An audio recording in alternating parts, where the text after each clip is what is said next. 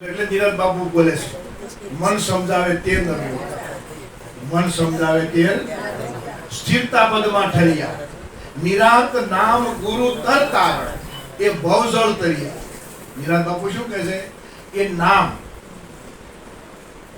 એ તર અને તારણ વાળું પોતે મુક્ત છે, અને જેણે જેણે એને ગ્રહણ કર્યું એ મુક્ત થયા થયા.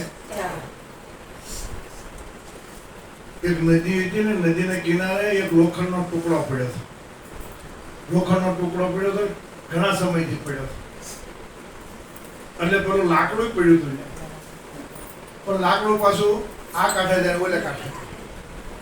ઓલા લોખંડને કે ભાઈ તું અહીંયા ઘણા ટાઈમથી પડ્યો, હું જોઉં છું ઘણા ટાઈમથી, પણ તું અહીંયા બેઠો બેઠો શું કરે છે?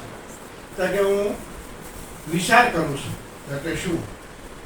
મારે સામે કાંઠે જવું છે, પણ કેવું જાવ તો ભૂલી ગયો. વિચાર કરતામાં વયો જાય છે દાવ અવસર આવો, એટલે કે હું જાઉં તો બુડી જાઉં. તો પેલો લાકડો હતો ને, એને કીધું કે ભાઈ તો તારે તો બુડવું જ ન હોય ને, તો કે તું મારા મળી જા. એટલે પેલો ખીલો હતો એ લાકડામાં ઘૂસી ગયો, લાકડું પાછું ત્રાપો સામે કાઢે ગયું. એમ તો કેવળ આજ દઈને કાલ, આજ દઈને કાલ, હજી તો નાના છે, હજી તો નાના છે, હજી ક્યાં ઉંમર થઈ ગઈ છે. હવે પછી સદગુરુ શરણે જાવ, પછી જ્ઞાન પ્રાપ્ત કરીશું. ત્યાં તો આજ દઈને કાલ બનશું, કાલ કેવું થાય છે અમુલક લાવો લેતા આળસ કેમ.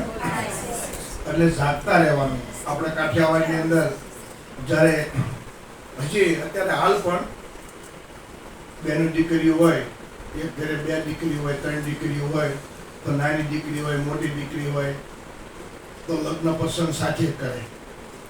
એટલે આર્થિક સ્થિતિ સારી હોય કે ના હોય, પણ સાથે લગ્ન પ્રસંગ કરે તો ધંધા બિઝનેસમાં ચાલુ ખોટી ના થવું પડે, વ્યવહાર ચલો ટૂંકામાં આપણો સમયનો બચાવ થાય.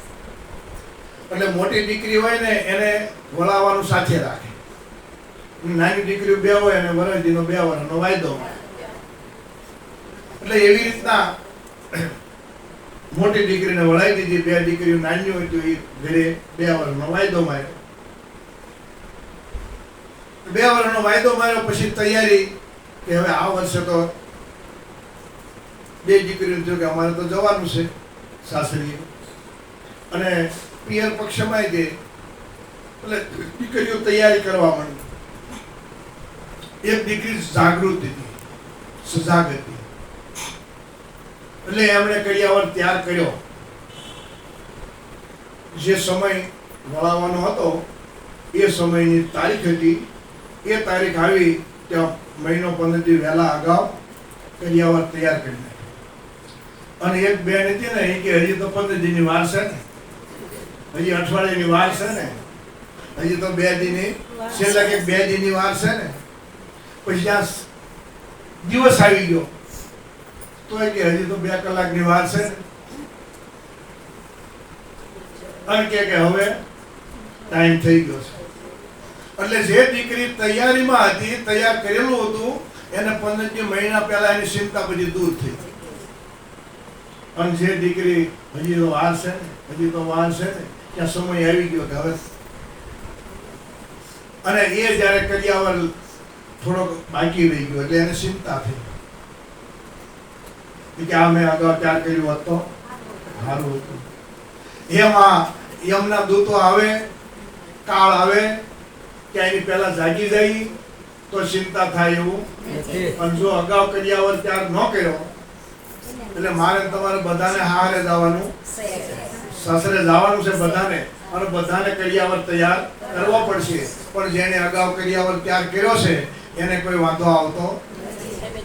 હાલ જેને આ જ્ઞાન પ્રાપ્ત થઈ ગયું છે, જેને આ વસ્તુ પ્રાપ્ત થઈ ગઈ છે, એ શું વિચારે છે?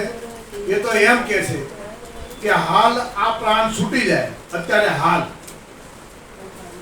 તો કઈ પડ્યું રહેતું નથી. અને કદાચ આ શરીરની અંદર 20-25 વર્ષ રહેવાનું થાય તો કઈ પ્રાપ્ત કરવું નથી. આ સમજણ ને આ વિચારો જો મારા તમારામાં હશે તો કોઈ દિવસ એટલે નિરાંત બાબુ કહે છે શેઠ સાપ સે શેઠ કહત હું કરી પુકાર. સાપ એટલે કાળ, કાળથી શેઠી જા. શેઠ સાપ સે શેઠ કહત હું કરી પોકારા, પડે પંડ પસ્તાય પલક નહીં લાગે. આ વારો આવી જાય, શ્વાસો રૂંધાવા મળશે અને છેલ્લે પછી તો ખબર પડી જાય બધાને કે હવે જવાનું તૈયારી છે, પણ કાંઈ કર્યું નથી એટલે પછી એને ચિંતા થવાની ને. પણ જેનો કૈયાવર તૈયાર છે એને કે હાલો આ સોગડિયું આવી ગયું છે તો તરત જ બેસી જવાનું. એ ઘૂંઘટ તાણી અને એ નિરાથી બેસી જવાનું. પછી ગાડા વાળાને હાંકવું હોય ને જ્યાં લઈ જાય ત્યાં જવાનું.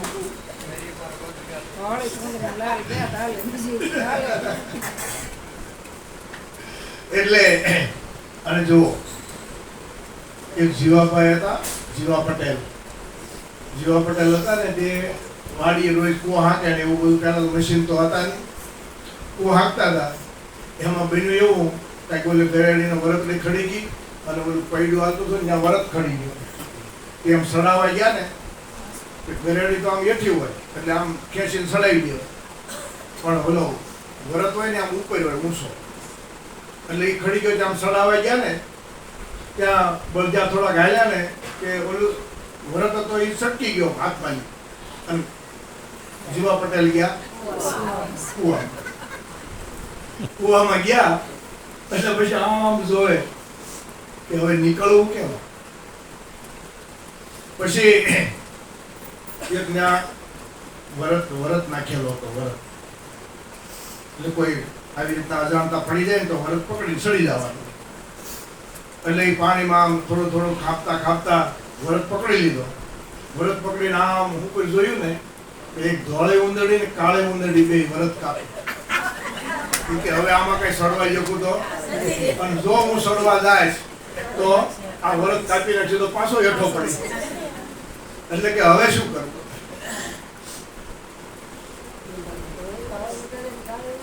એટલે એ બે જે વરત કાપતી છે ને એટલે જીવા પટેલે પછી હિંમત કરી કે લેને હું સાહસ કરું અને કદાચ જો અડધે જાય ને કાપી નાખશે તો પાછું પાણીમાં પડી વાગશે તો પણ નીકળે નહીં આપું, પણ વાગશે નહીં. એટલે એ ધીરે દોરી વરત પકડીને ઉપર ચડ્યા. પણ એન્ડ આવ્યો ને ત્યાં પછી વરત કપાઈ ગયો એટલે ગયા પાછા કૂવામાં ગયા. ધોળે ઉંદરડી ને કાળી ઉંદરડી, દિવસ અને આ કાયાની અંદર બેઠેલા જીવા પટેલ છે. અને એ જીવા પટેલ આ સંસાર રૂપી કૂવામાં પડી ગયા છે. પણ જો કોઈ સંત મહાપુરુષ જ્ઞાની મળી જાય તો એ ધોળે ઉંદરડી કાળી ઉંદરડી નું કઈ હાલે એવું જ નથી. એને જેટલી શક્તિ હોય એટલી ભલે ને અપનાવે, પણ જીવા પટેલ ને કઈ થાય એવું નથી. બોલો સદગુરુ મહારાજ.